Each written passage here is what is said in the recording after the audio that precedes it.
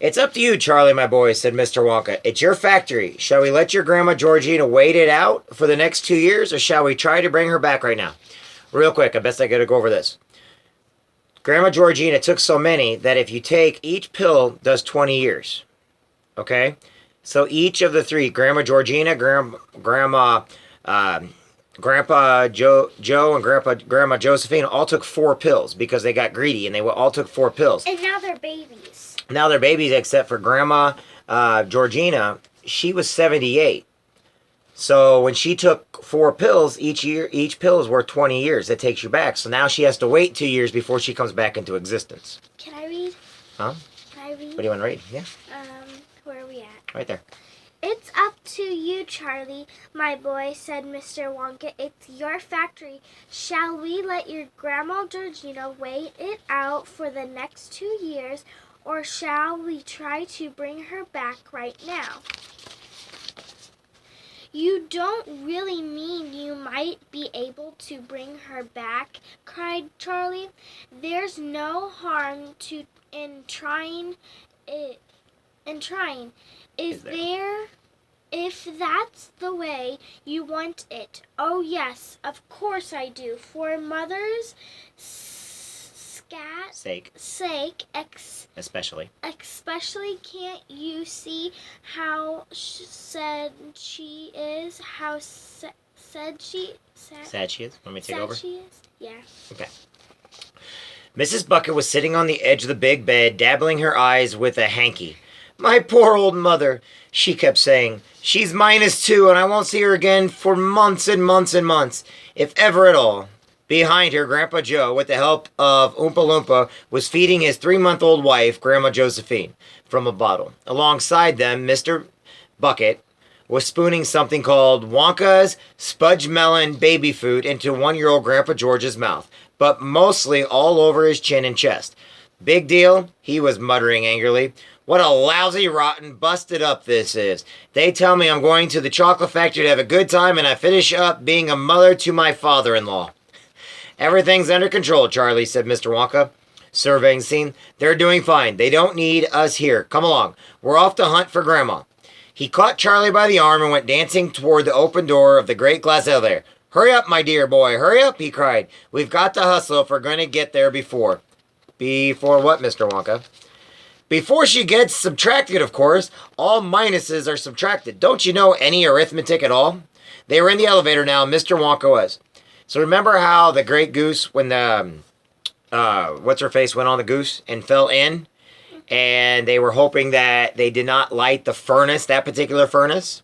Or when Ivanka turned into a blueberry and they had to go, squeeze her to get the blueberry out? Or they had to go stretch the one kid? This is what they're doing now. They gotta get before she gets minus, so they gotta go to the minus room. Scratching among the heads of the buttons for one he wanted. Here we are, he said, placing his finger delicately upon a tiny ivory button on which it said, Minusland. The door slid shut, and then with a fearful whistle, whirring sound, the great machine leaped away to the right. Charlie grabbed Mr. Wonka's leg and held it on tight. Mr. Wonka pulled a jump seat out of the wall and said, Sit down, Charlie, quick, and strap yourself in tight. This journey is going to be rough, choppy. There were straps on either side of the seat, and Charlie buckled himself firmly in. Mr. Wonka pulled out a second seat for himself and did the same. So now they're all back in the great glass elevator again, but just this time it's Grandpa Joe, Charlie, and Mr. Wonka. And they're going to Minusland. Now, just exactly how it sounds. In math, there's a minus, so this is Minusland. We're going a long way down, he said. Oh, such a long way down we are going. The elevator was gathering speed. It twisted and swerved. It swung sharply to the left, then went to the right, then left again. It was heading downward all the time. Down and down and down. I only hope, said Mr. Wonka, the Oompa Loompas aren't using the other elevator today. What other elevator? Asked Charlie. The one that goes the opposite way of the same track as this. Holy snakes, Mr. Wonka. You mean we might have a collision? I've always been lucky so far, my boy. Hey, take a look out there, quick. Through the window, Charlie caught a glimpse of what seemed like an enormous quarry with a steep, crag-brown rock face. And all over the rock face, there were hundreds of Oompa Loompas working with picks and pneumatic drills. Rock candy, said Mr. Wonka. That's the richest deposit of rock candy in the world. So you guys all heard of rock candy, right? It's on a stick. Now they're actually on a mountain and a quarry. You know how like rock quarries? Now they're actually on a quarry that's digging out rock candy. So remember, this is Oompa Loompa land. You know, this is they're in the factory and they have mountains of rock candy. Rock candy, said Mr. Wonka, that's the richest pot of rock candy in the world. The elevator sped up. We're going deeper, Charlie, deeper and deeper. We're about 200,000 feet down already. Strange sightings were flashing by outside, but the elevator was traveling at such terrific speed that only occasionally was Charlie able to recognize anything at all. Once he thought he saw in the distance a cluster of tiny houses shaped like upside-down cups, and there were streets in between the houses, and Oompa Loompas walking in the streets. Another time, as they were passing some sort of vast red plain dotted with things that looked like oil derricks, he saw a great spout of brown liquid spurting out of the ground high into the air. A gusher, cried Mr. Wonka, clapping at him. A whacking great gusher. How splendid! Just when we needed it. A what? Said Charlie. We've struck chocolate again, my boy. That'll be a rich new field. So instead of oil, they're striking chocolate fields. So instead of oil gushing up, it's chocolate gushing up. So they're drilling for chocolate. Like Wonka chocolate. That'll be a rich new field. Oh, what a beautiful gusher. Just look at it go. On they roared, heading down more steeply than ever now, and literally hundreds of astonishing sights kept flashing by outside. There were giant cogwheels turning the mixing in bubbles, bubbling, and vast orchards of toffee apple trees, and lakes the size of football fields filled with blue and gold and green liquid. And everywhere there were Oompa Loompas.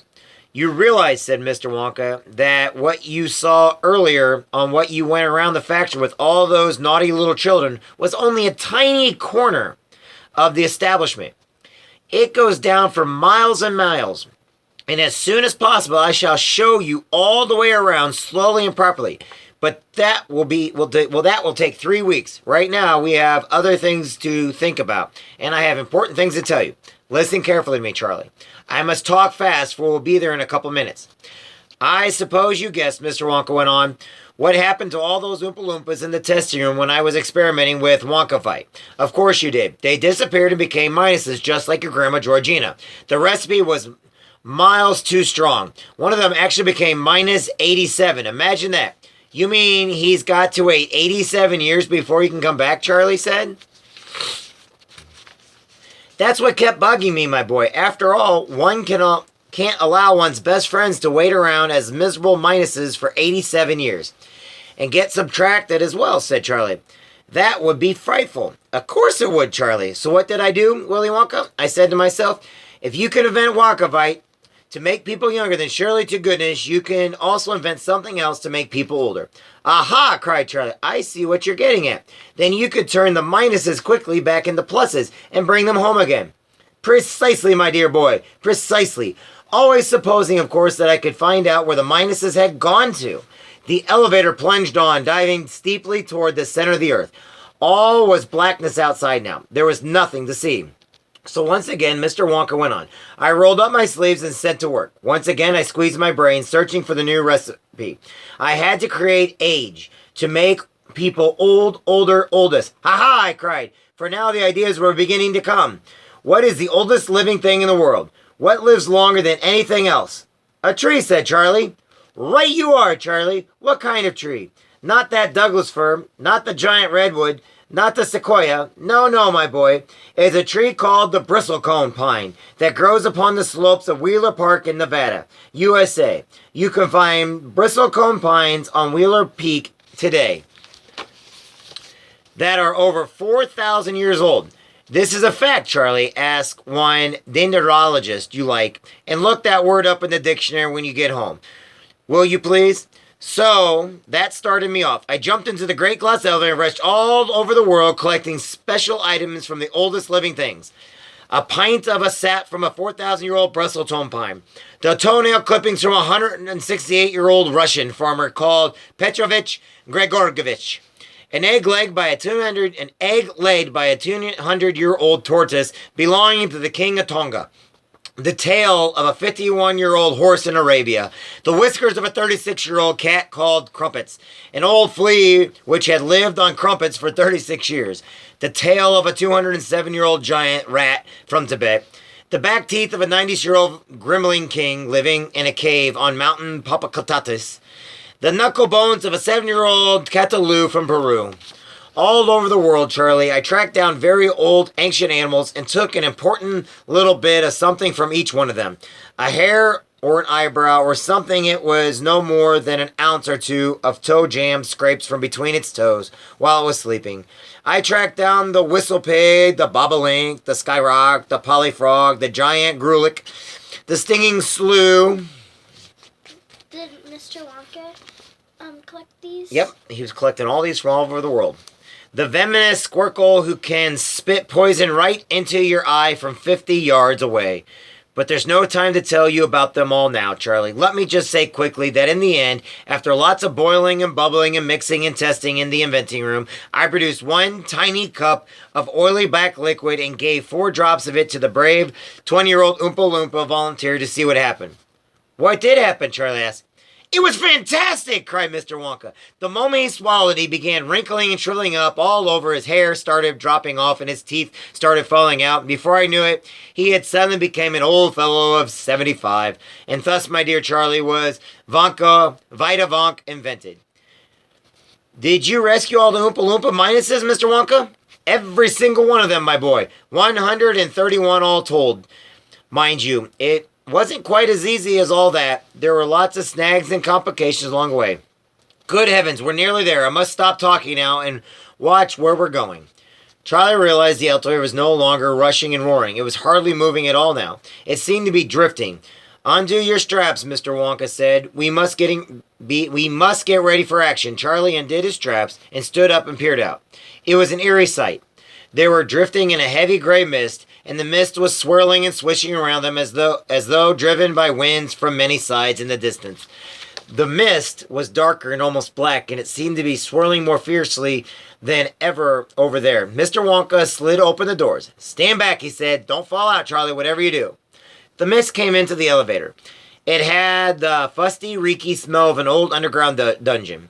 The silence was overpowering. There was no sound at all, no whisper of wind, no voice of creature or insect, and it gave Charlie a queer, frightening feeling to be standing there in the middle of this great, inhuman nothingness, as though he were in another world altogether, in some place where man should never be. Minusland, whispered Wonka. This is Charlie. This is it, Charlie. The problem now is to find her. We may be lucky, and then again we may not. Chapter 17. Rescue in Minusland. I don't like it here at all, Charlie whispered. It gives me the willies. Me too, Mr. Wonka whispered back. But we've got a job to do, Charlie, and must go through with it. The mist was condensing now on the glass walls of the elevator, making it difficult to see out except through the open doors. Do any other creatures live here, Mr. Wonka? Plenty of newlies. Are they dangerous? If they bite you, they are. You're a goner, my boy, if you're bitten by a newlie. The elevator drifted on, rocking gently from side to side. The gray-black, oily fog swirled around them. What does a newlie look like, Mr. Wonka? They don't look like anything, Charlie. They can't. You mean you've never seen one? You can't see newlies, my boy. You can't even feel them until they puncture your skin. That's it, too late. You've got it. They've gotten you. You mean there might be swarms of them all around this very moment, Charlie asked. There might be, said Mr. Wonka. Charlie felt his skin beginning to creep. Do you die at once, he asked. First you become subtracted. A little later you are divided. But very slowly, it takes a little longer. It's long division and it's very painful. After that, you become one of them. Couldn't we shut the door, Charlie asked. I'm afraid not, my boy. We'd never see her through the glass. There's too much mist and moisture. She's not going to be very easy to pick out anyway. Charlie stood at the open door of the elevator and stared into the swirling vapors. This, he thought, is what hell must be like. Hell without heat. There was something unholy about it, something unbelievably diabolical. It was all so deathly quiet, so desolated and empty. At the same time, the constant movement, the twisting and swirling of the misty vapors gave one the feeling that some very powerful force, evil and malignant, was at work. All around, Charlie felt a jab on his arm. He jumped. He almost jumped out of the elevator. Sorry, said Mr. Wonka, it's only me. Oh, Charlie Graff, for a second I thought, I know what you thought, Charlie. And by the way, I'm awfully glad you're with me. How would you like to come here alone, as I did? As I had to many times. I wouldn't, said Charlie. There she is, said Mr. Wonka pointed. No, she isn't. Oh dear, I could have sworn I saw her for a moment, right over there on the edge of the dark patch. Keep watching, Charlie. There, said Charlie. Over there, look. Where, said Mr. Wonka, pointing to Charlie. She's gone again. She sort of faded away, Charlie said. They stood at the open door of the elevator, peering into the swirly gray vapors. There, quick, right there, Charlie cried. Can't you see her? Yes, Charlie, I see her. I'm moving up close now. Mr. Wonka reached behind him and began touching a number of buttons. Grandma, Charlie cried out. We're come to get you, Grandma. They could see her faintly through the mist. But, oh, so faintly. They could see the mist through her as well. She was transparent. She was hardly there at all. She was just more than a shadow. They could see her face and just the faintest outline of her body, swathered in a nightgown. But she wasn't upright. She was floating lengthwise in the swirling vapor. Why is she lying down? Charlie whispered. Because she's a minus, Charlie. Surely you know what a minus sign looks like. Like what? Mr. Wonka drew a horizontal line in the air with his finger. The elevator glided close. The ghostly shadow of Grandma Georgina's face was no more than a yard away now. Charlie reached out through the door to touch her, but there was nothing there to touch. His hand went right through her skin.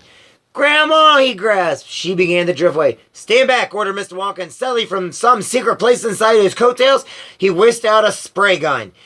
It was one of those old-fashioned things people used to use for spraying fly spray around the room before aerosol cans came along. He aimed the spray gun straight at the shadow of Grandma Georgina and pumped the hand hard once, twice, 3 times. Each time a fine black spray spurted out from the nozzle of the gun. Instantly, Grandma Georgina disappeared. A bullseye, cried Mr. Wonka, jumping up and down with excitement. I got her with both barrels. I plussed her good and proper. That's Vita-Wonk for you. Where's she gone? Charlie asked. Back where she came from, of course. To the factory. She's a minus no longer, my boy. She's a 100% red-blooded plus. Come along now. Let's get out of here quickly before the Newlies find us. Mr. Wonka jabbed the button. The doors closed and the great glass elevator shot upward for home. Sit down, strap yourself in again, Charlie, said Mr. Wonka. We're going to flat out this time. The elevator roared and rocketed up toward the surface of the earth. Mr. Wonka and Charlie sat side by side on their little jump seats strapped in tight. Mr. Wonka started tucking the spray gun back into his enormous pocket, somewhere in his coattails. It's such a pity one has to use a clumsy old thing like this, he said, but there's simply no other way of doing it. Ideally, of course, one would measure out exactly the right number of drops into a teaspoon and feed it carefully into the mouth. But it's impossible to feed anything into a minus. It's like trying to feed one's own shadow. That's why I've got to use the spray gun. Spray 'em all over, my boy. That's the only way. It worked fine, though, didn't it? Charlie said. Oh, it worked all right, Charlie. It worked beautifully. All I'm saying is there's bound to be a slight overdose. I don't quite know what you mean, Mr. Wonka. My dear boy, if it only takes 4 drops of Wonkavite to turn a young Oompa Loompa into an old man, Mr. Wonka lifted his hands and let them fall limply onto his lap. You mean Grandma may have gotten too much? Asked Charlie, turning slightly pale. I'm afraid that's putting it rather mildly, said Mr. Wonka. But why did you give her such a lot then? Said Charlie, getting more and more worried. Why did you spray her 3 times? She must have gotten pints and pints of it. Gallons, cried Mr. Wonka, slapping his thighs. Gallons and gallons. But don't let little things like that bother you, my dear Charlie. The important part of it is we've got her back. She's a minus no longer. She's lovely plus. She's a plussy and plussy can be. She's more plussy than you or than me. The question is just how old is she now? Is she more than 103? Chapter 18. The oldest person in the world. 1 second, don't start yet. Are you ready? No. We return in triumph, Charlie, cried Mr. Wonka as the great glass elevator began to slow down. Once more, your dear family will all be together again. The elevator stopped, the door slid open, and there was the chocolate room and the chocolate river and the Oompa Loompas in the middle of all the great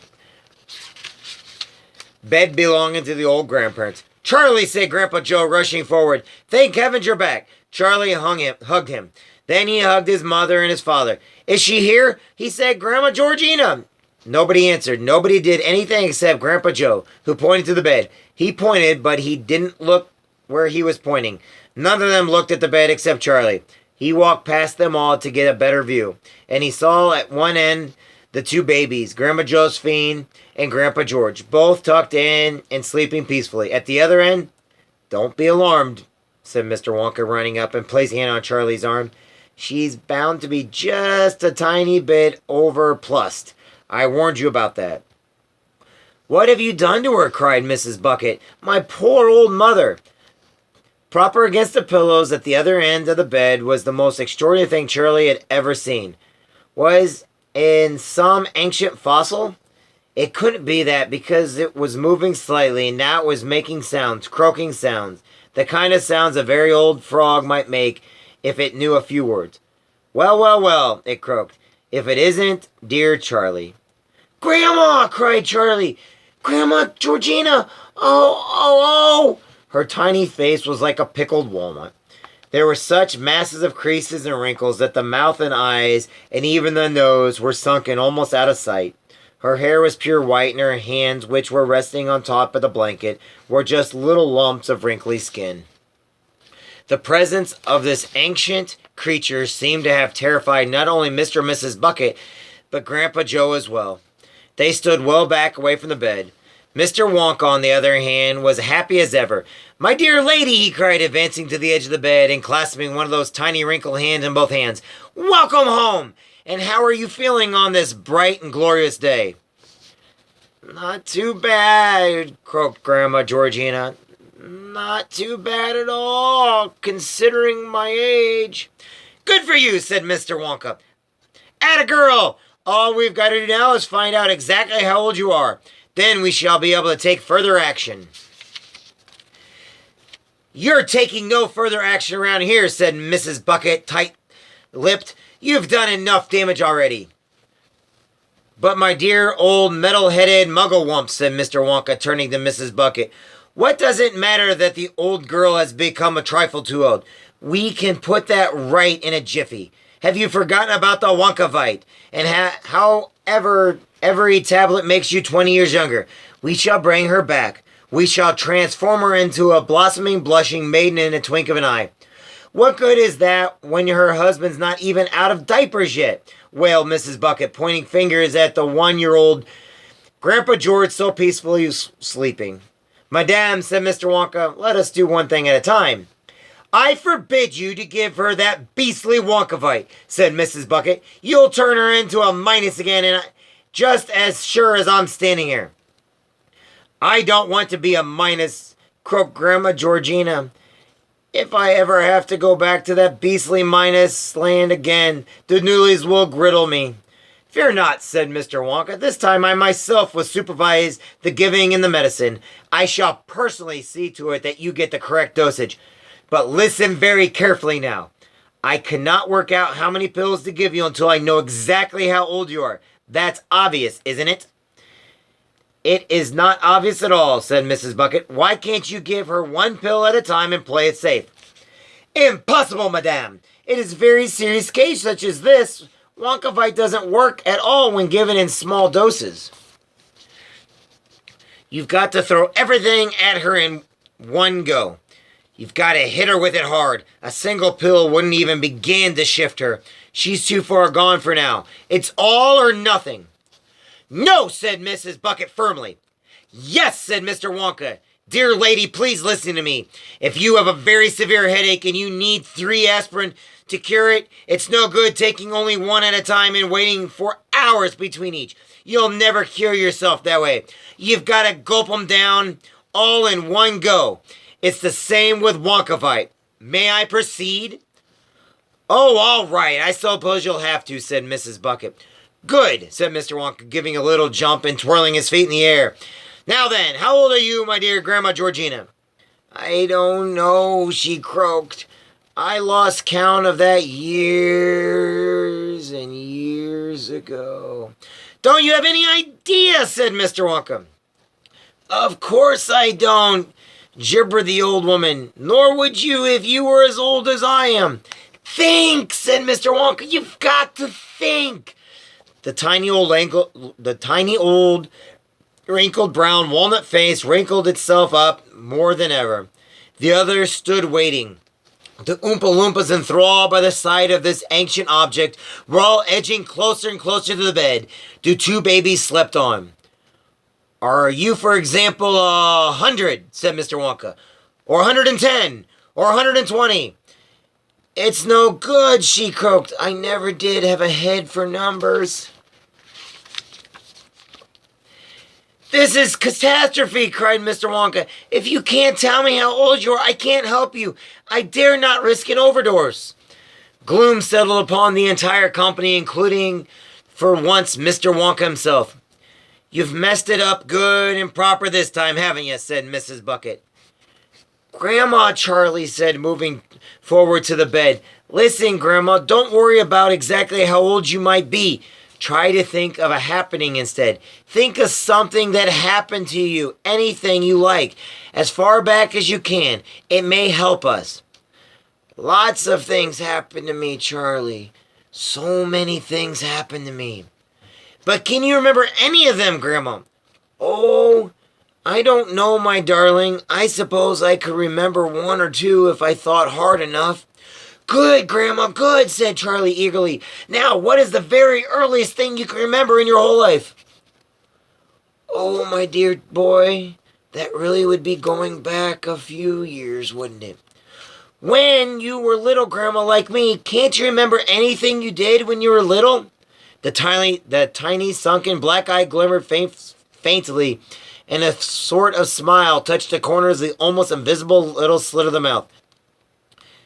There was a ship, she said. I can remember a ship. I could never forget that ship. Go on, Grandma, a ship? What sort of ship? Did it sail in her? Of course I sailed in her, my darling. We all sailed in her. Where from? Where to? Charlie went on eagerly. Oh, no, I couldn't tell you that. I was just a tiny little girl. She lay back on the pillow and closed her eyes. Charlie watched her, waiting for something more. Everybody waited. No one moved. It had a lovely name, that ship. There was something beautiful, so beautiful about that name. But of course I couldn't possibly remember it. Charlie, who had been sitting on the edge of the bed, suddenly jumped up. His face was shining with excitement. If I said the name, Grandma, would you remember it then? I might, Charlie. Yes, I think I might. The Mayflower, cried Charlie. The old woman's head jerked up off the pillow. That's it, she croaked. You've got it, Charlie. The Mayflower. Such a lovely name. Grandpa, Charlie cried out, dancing with excitement. What year did the Mayflower sail? The Mayflower sailed out of Plymouth Harbor on September 6, 1620, said Grandpa Joe. Plymouth, croaked the old woman. That rings a bell, too.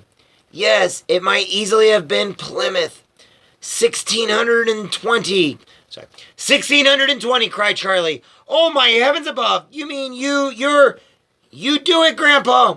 Well, now, said Grandpa Joe, take 1620 away from 1972. That leaves, don't rush me now, Charlie. That leaves 352. Jumping jackrabbit, yelled Mr. Bucket. She's 352 years old. She's more, said Charlie. How old did you say you were, Grandma, when you sailed on the Mayflower? You were about 8. I think I was even younger than that, my darling. I was only a little bitty girl, probably no more than 6. Then she's 358, gasped Charlie. That's Vita-Wonk for you, said Mr. Wonka proudly. I told you it was a powerful stuff. 358, said Mr. Bucket. It's unbelievable. Just imagine the things she must have seen in her lifetime, said Grandpa Joe. My poor old mother, wailed Mrs. Bucket. What on earth? Patience, my dear, said Mr. Wonka. Now comes the interesting part. Bring on the Wonkavite. An Oompa Loompa ran forward with a large bottle and gave it to Mr. Wonka. He put it on the bed. How young does she want to be? How young does she want to be? He asked. 78, said Mr. Bucket firmly, exactly where she was before all this nonsense started.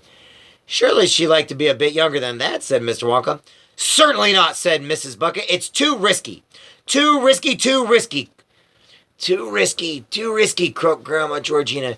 You'll only mice me again if you try to be clever. Have it your way, said Mr. Wonka. Now, then, I've got to do a few sums. Another Oompa Loompa trotted forward holding a blackboard. Mr. Wonka took a piece of chalk and from that he wrote. 14 pills of Wonkavite exactly, said Mr. Wonka. The Oompa Loompa took the blackboard away. Mr. Wonka picked up the bottle from the bed and opened it and counted out 14 of the little brilliant yellow pills. Water, he said. Another Oompa Loompa ran forward with a glass of water. Mr. Wonka tipped all 14 pills into the glass. The water bubbled and frothed. Drink it while it's fizzing, he said, holding the glass up to Grandma Georgina's lips, all in one gulp. She drank it. Mr. Wonka sprang back and took a large brass clock from his pocket. Don't forget, he cried. It's a year a second. She's got 280 years to lose. That'll take her 4 minutes and 40 seconds. Watch the centuries fall away. The room was so silent they could hear the ticking of Mr. Wonka's clock. At first, nothing much happened to the ancient person lying on the bed.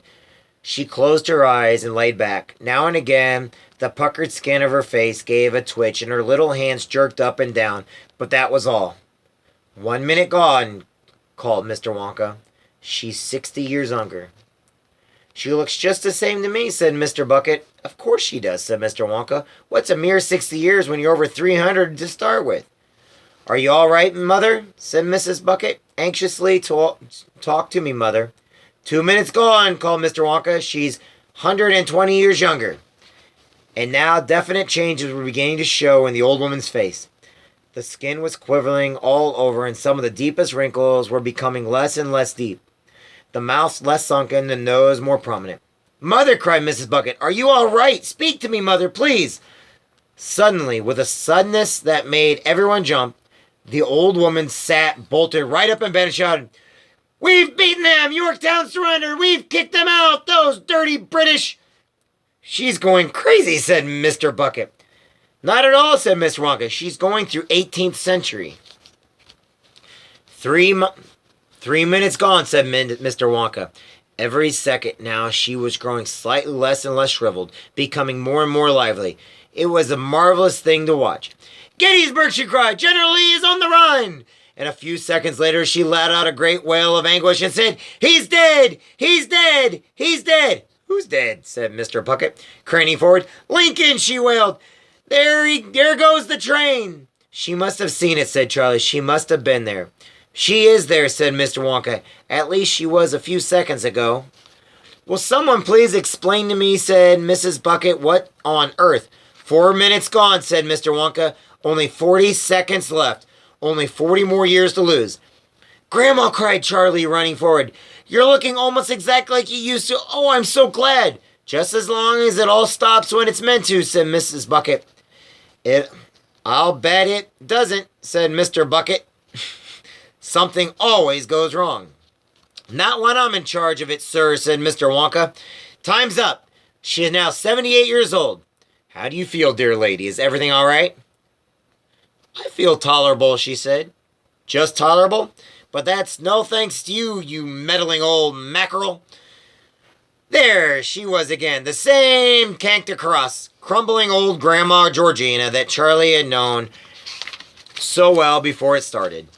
Mrs. Bucket flung her arms around her and began weeping with joy. The old woman pushed her aside and said, What, may I ask, are those two silly babies doing at the other end of the bed? One of them's your husband, said Mr. Bucket. Rubbish, she said. Where's George? I'm afraid it's true, Mother, said Mrs. Bucket. That's him on the left. The other one's Josephine.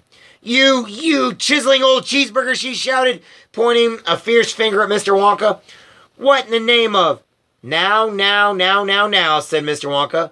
Let us not, for mercy's sake, have another row so late in the day. If everyone will keep their hair on and leave this to Charlie and me, we shall have them exactly where they used to be, in the flick of a fly's wing. Chapter 19, The Babies Grow Up. Bring on the Vita-Wonk, said Mr. Wonka. We'll soon fix these two babies. And Oompa Loompa ran forward with a small bottle and a couple of silver teaspoons. Wait just a minute, snapped Grandma Georgina. What sort of devilish dumpery are you up to now? It's all right, Grandma, said Charlie. I promise you it's all right. Vita-Wonk does the opposite to Wonkavite. It makes you older. It's what we gave you when you were minus. It saved you. You gave me too much, snapped the old woman. We had to, Grandma. And now you want to do the same to Grandpa George. Of course we don't, said Charlie. I wound up 358 years old, she won. What's to stop you making another little mistake and giving him 50 times more than you gave me? Then I'd suddenly have a 20,000-year-old caveman in bed beside me. Imagine that. And him with a big knobby club in one hand and dragging me around by the hair with the other. No, thank you. It's like Captain Caveman. Grandma, Charlie said patiently. With you we had to use a spray because you were a minus. You were a ghost. But here, Mr. Wonka can. Don't talk to me about that man, she cried. He's batty as a bullfrog. No, Grandma, he is not. And here he can measure it out exactly right, drop by drop, and feed it into their mouths. That's true, isn't it, Mr. Wonka? Charlie, said Mr. Wonka, I can see that the factory is going to be in good hands when I retire. You learn very fast. I am so pleased I chose you, my dear boy. So very pleased. Now then, what's the verdict? Do we leave them as babies or do we grow them up with Vita-Wonk? Vita-Wonk. You go ahead, Mr. Wonka, said Grandpa Joe. Wonkavite. I like you to grow my Josie up so she was just the same before, 80 years old. Thank you, sir, said Mr. Wonka. I appreciate the confidence you place in me. But what about the other one, Grandpa George? Oh, all right then, said Grandma Georgina. But if he ends up a caveman, I don't want him in this bed anymore.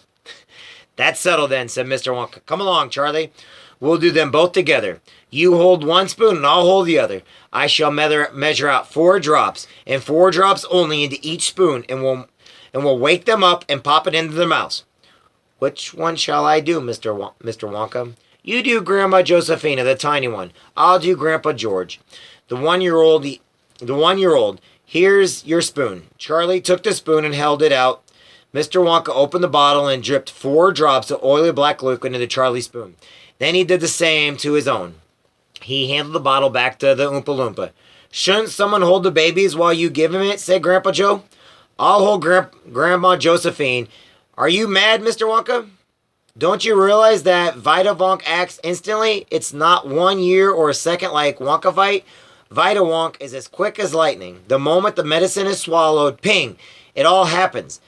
The getting bigger and the growing older and everything else happens in 1 second. So don't you see, my dear, he said to Grandpa Joe, that one moment you'd be holding a tiny baby in your arms, and just 1 second later you'd find yourself staggering about with an 80-year-old woman, and you drop her like a ton of bricks on the floor.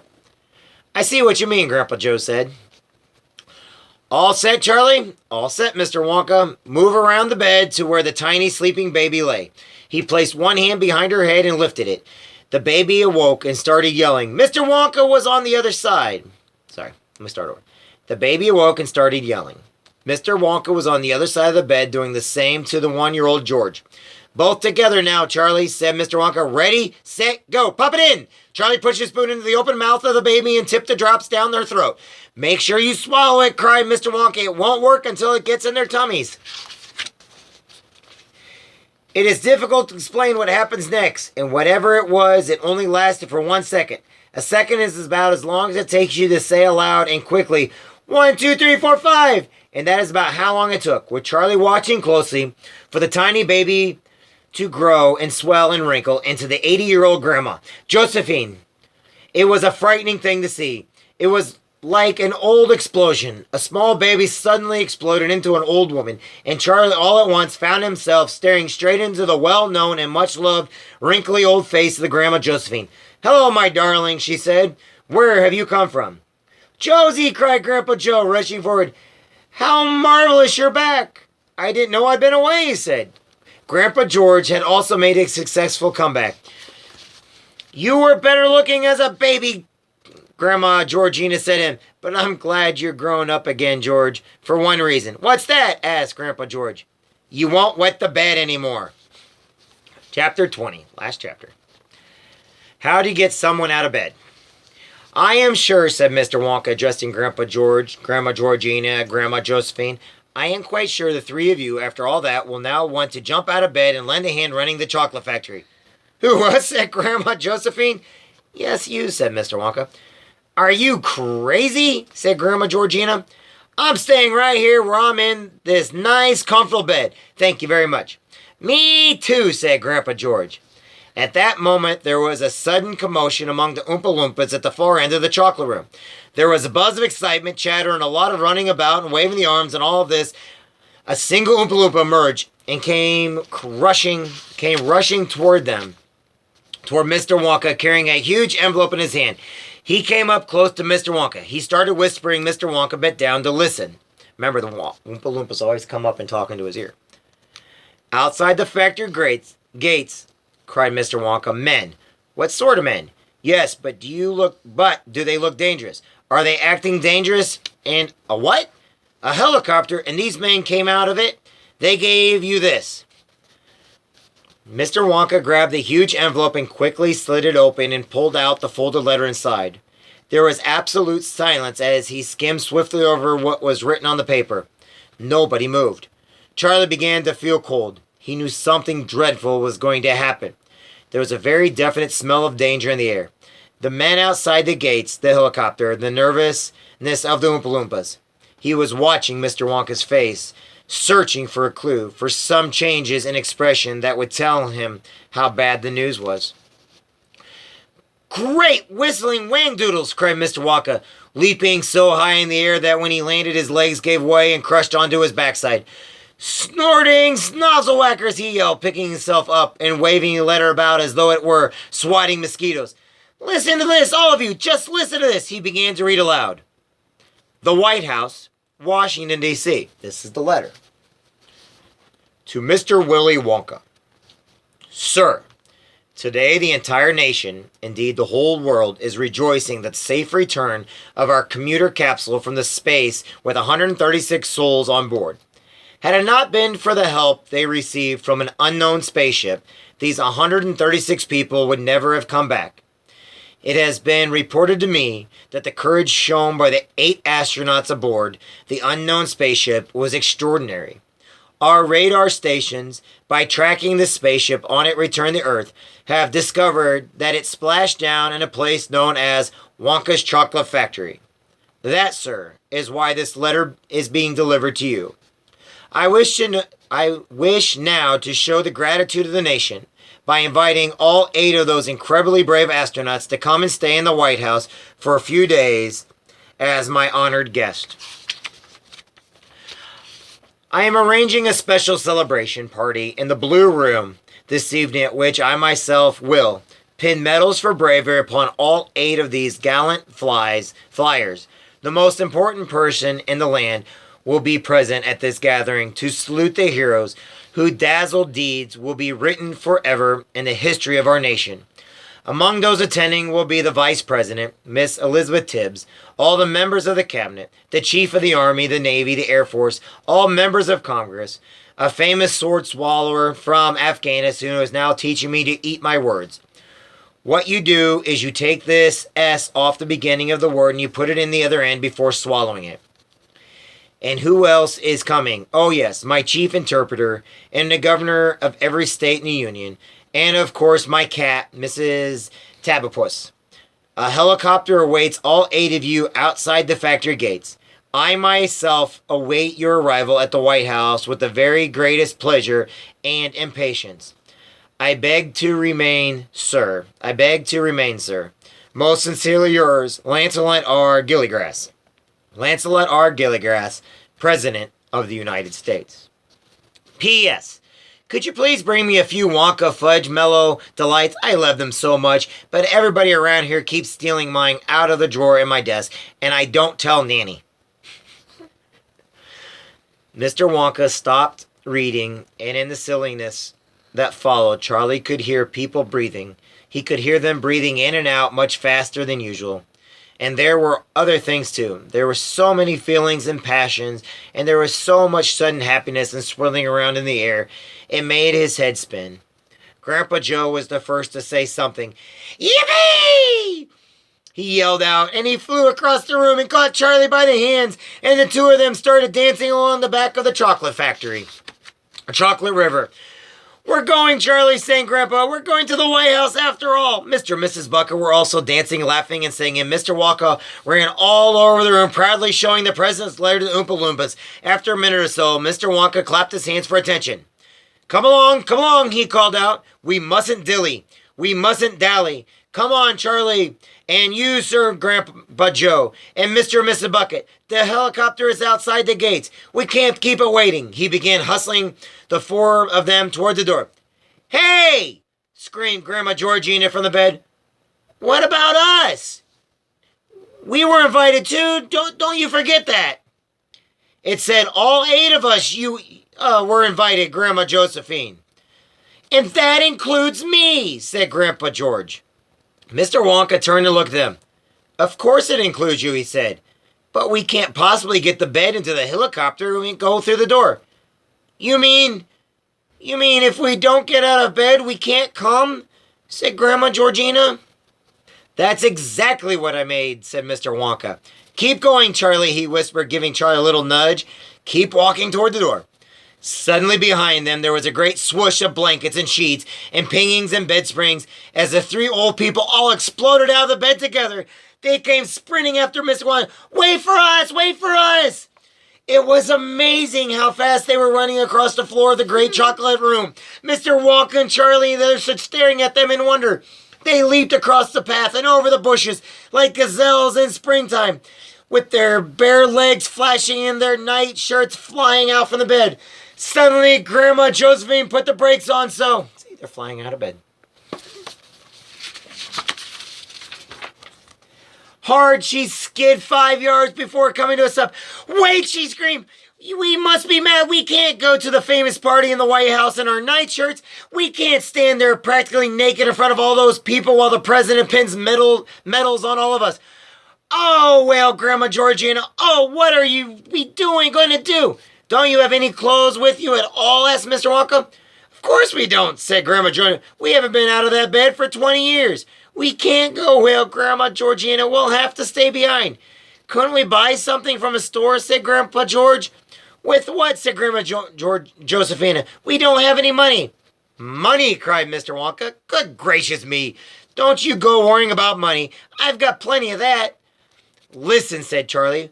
Why couldn't we ask the helicopter to land on the roof of a big department store on the way over? Then you can all pop downstairs and buy exactly what you want. Charlie cried, Mr. Wonka grasping him by the hand. What will we do without you? You're brilliant. Come along, everybody. We're off to stay in the White House. They all linked arms and went dancing out the chocolate room and along the corridors and out through the front door into the open where the big helicopter was awaiting near the factory gates. A group of extremely important-looking gentlemen came forward them and bowed. Well, Charlie, said Grandpa Joe, it certainly has been a busy day. It's not over yet, Charlie said, laughing. It hasn't even begun. The end. That was the end of the story, Charlie and the Chocolate Factory, and Roald Dahl, Ronald, Roald Dahl. He was the author of this book. Born 1916, died 1990. Gene Wilder died, and he created the movie Wonka and the Chocolate Factory. He did an outstanding job playing Willy Wonka. Johnny Depp played it too. But this is part 2 of Charlie, Willy Wonka and the Chocolate Factory. Thank you, everybody, for listening to our book. We'll decide, Our next book, Gracie's going to get to pick out the next book. And remember, do not take any medicine out of your parents' or grandparents' cabinets. Remember to read every day. And remember, all you kids out there, you're important, you matter, and you make a difference. And you are loved, not by just your parents, but by the entire world. Grow up kind. Grow up proud. And know you are the greatest gift there is. And Gracie, thank you for letting me read this book to you. I appreciate it. I love you very, very much. Mwah. For everybody else out there, we'll talk to you guys soon. It's time for us to go play now outside. Yay!